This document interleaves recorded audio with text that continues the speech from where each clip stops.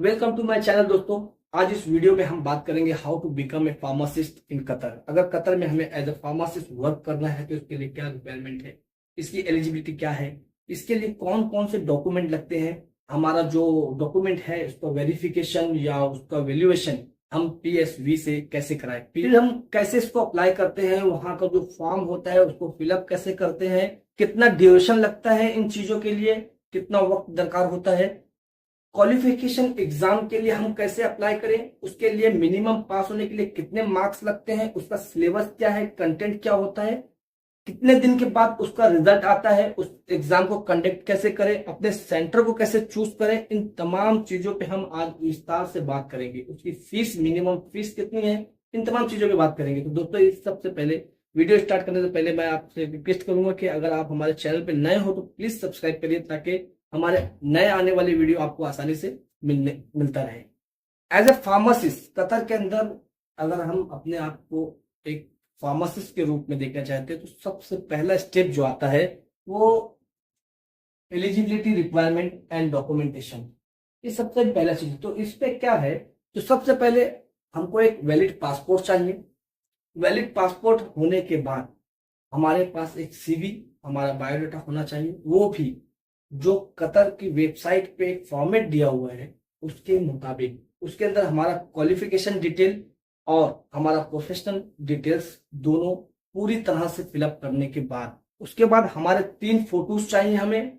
उसके बाद हमने जो क्वालिफिकेशन की है, जैसे हमने डिप्लोमा इन फार्मेसी की है, B फार्मेसी की है, M फार्मेसी की है या फॉर्म D किया है, इसकी पूरी डिटेल, पूरा सर्टिफिकेट जो है वो हर तरह का रिन्यूअल या हर तरह का अपडेट होने के बाद ही हम उसको अपलोड कर सकते हैं, क्योंकि वो सीधा कतर की हेड ऑफिस में या कतर की हेल्थ मिनिस्ट्री में जाती है।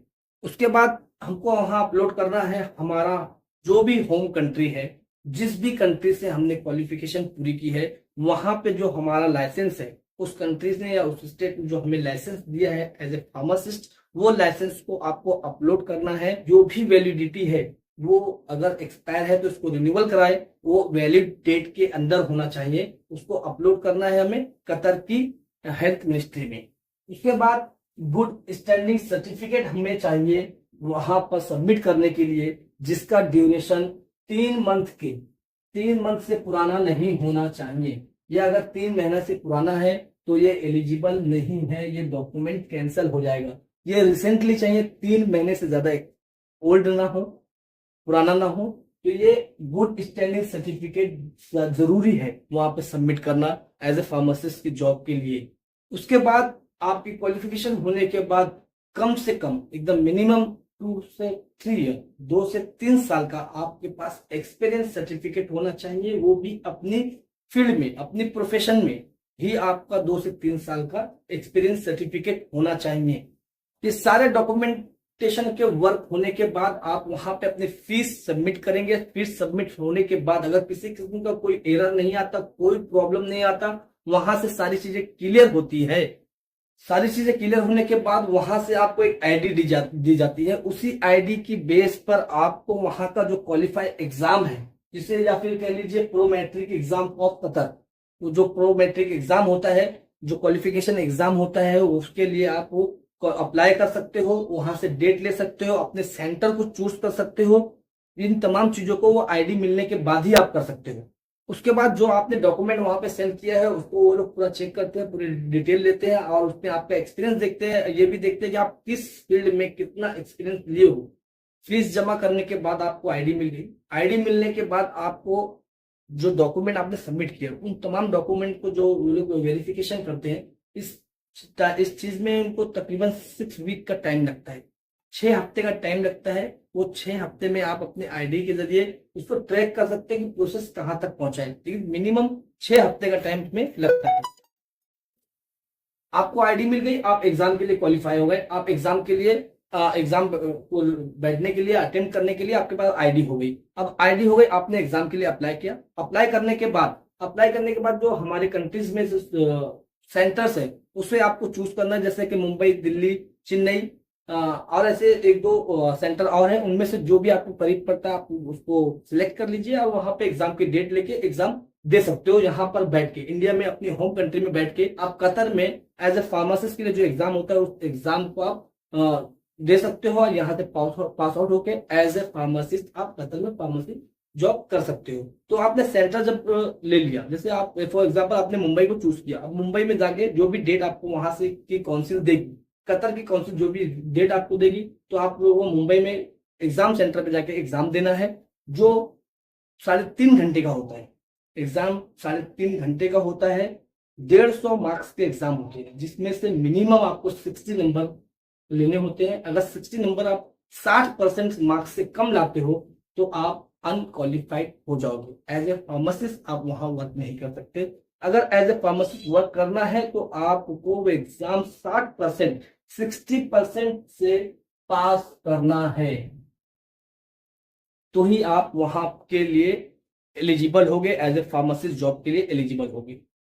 एक इंपॉर्टेंट चीज, आप कहीं भी हो, इंडिया में हो, दुबई में हो या कतर में हो, ये प्रोसेस को आप वहां पर भी रह के फॉलो कर सकते हो। अगर आप दुबई में भी हो तो ये प्रोसेस आप फॉलो कर सकते हैं। अपने डॉक्यूमेंटेशन और सारी चीजें वहां सबमिट करने के बाद, वहां आईडी लेने के बाद ये एग्जाम वगैरह आप अटेम्प्ट कर सकते हो। ये खुद अगर आप कतर में कोई दूसरी जॉब कर रहे हो और आप फार्मासिस्ट हो तो इन चीजों को फॉलो करके आप एज ए फार्मासिस्ट कतर में जॉब ले सकते हो। अब एग्जाम जो हमारा 150 मार्क्स का होता है, उसके अंदर बायोमेडिकल साइंस से रिलेटेड क्वेश्चन जो होते हैं वो 15 मार्क्स के होते हैं।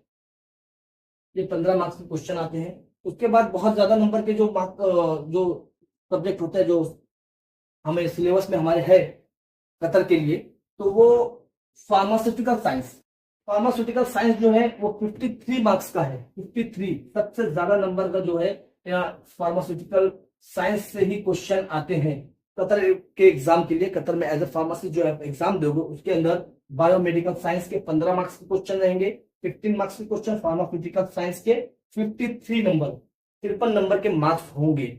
उसके बाद सोशल बिहेवियर एडमिनिस्ट्रेशन साइंस, इससे रिलेटेड 30 मार्क्स के क्वेश्चन आएंगे। उसके बाद जो है क्लिनिकल साइंस के 52 नंबर के क्वेश्चन रहेंगे। 150 मार्क्स में से आपको 60% मार्क्स लाना है, तो ये क्वेश्चन रहेंगे, इनमें से आपको 60% मार्क्स लाकर पास होना है। बायोमेडिकल साइंस, अपना behaviour administration science, clinical science और फार्मास्यूटिकल साइंस, ये इनसे अपना सिलेबस बनता है, इसी में से सारे क्वेश्चंस आएंगे। और जो सारे क्वेश्चंस में से फार्मास्यूटिकल साइंस जो है वो 53 मार्क्स का रहता है, क्लिनिकल साइंस 52 मार्क्स का है। तो ये दोनों टॉपिक जो है खास इंपॉर्टेंट है। और 150 नंबर का जो एग्जाम होता है उसमें आपको 60% क्वालिफाई करना है, उसके बाद ही आप वहां पे लाइसेंस के लिए या एज ए रजिस्टर्ड फार्मासिस्ट के लिए एलिजिबल हो सकते हैं। इनकी बाकायदा बुक भी है, इनके जो सिलेबस है वो कतर वेबसाइट पे आपको मिल जाएगी। कतर वेबसाइट का मैं आपको लिंक दे दूंगा, उसके अंदर पूरी डिटेल मिल जाएगी। आपको वहां के फॉर्म मिल जाएंगे जिससे फिलअप करने का जो उनका फॉर्मेट है, पूरा फॉर्मेट मिलेगा। उसमें आप अपनी डिटेल, अपने डॉक्यूमेंट, अपने फोटो, अपने पासपोर्ट, अपनी डिग्री, सारी चीज को अपलोड करके डायरेक्ट कतर के हेल्थ मिनिस्ट्री में सेंड कर सकते हो, जहां पर वहां कतर उसको चेक करने के बाद, सारे डॉक्यूमेंट क्लियर होने के बाद आपको आईडी मिल जाएगी। सारी चीज मैंने वीडियो में बताया और उसका वेबसाइट का लिंक भी आपको इस वीडियो में मैं दे दूंगा। अब आपने वहां के एग्जाम को क्वालिफाई कर लिया तो नेक्स्ट स्टेप आता है लाइसेंस के, वहां के फार्मासिस्ट लाइसेंस के लिए। तो उसके लिए आपको अप्लाई करने की जरूरत नहीं है। वो काम जो आपको हायर कर रहा है, जो मेडिएटर है या जो कंपनी फार्मास्यूटिकल कंपनी है या फार्मास्यूटिकल शॉप है, जो जहां भी आप जॉब के लिए जा रहे हो, जो आपको हायर कर रहा है वो वहां पर अप्लाई करेगा। आपके जो आपने एग्जाम दिया है, क्वालिफाई एग्जाम दिया है, उसके सारे डॉक्यूमेंट और उसके रिजल्ट के साथ वहां अप्लाई करेगा और आपके नाम से वो लाइसेंस इशू करेगा। तो यहाँ ये लाइसेंस के लिए आपको हेडेक की जरूरत नहीं है। वो काम उसका है जिसके पास आप जॉब के लिए जा रहे हो, जिस कंपनी में जा रहे हो या जिस फार्मास्यूटिकल शॉप में जा रहे हो या जो भी मीडिएटर आपको हायर कर रहा है। अब एज ए फार्मासिस्ट आपकी जो सैलरी होगी वो 7,000 से 12,000 कतरी रियाल, कतर के रियाल जो होते हैं उसके मुताबिक आपको सैलरी दी जाएगी। अगर आपका एक्सपीरियंस ज्यादा है या आपने वो इंटरव्यू में जैसा कम्युनिकेट किया या बार्गेनिंग की, उस हिसाब से आपकी सैलरी ऊपर नीचे भी हो सकती है।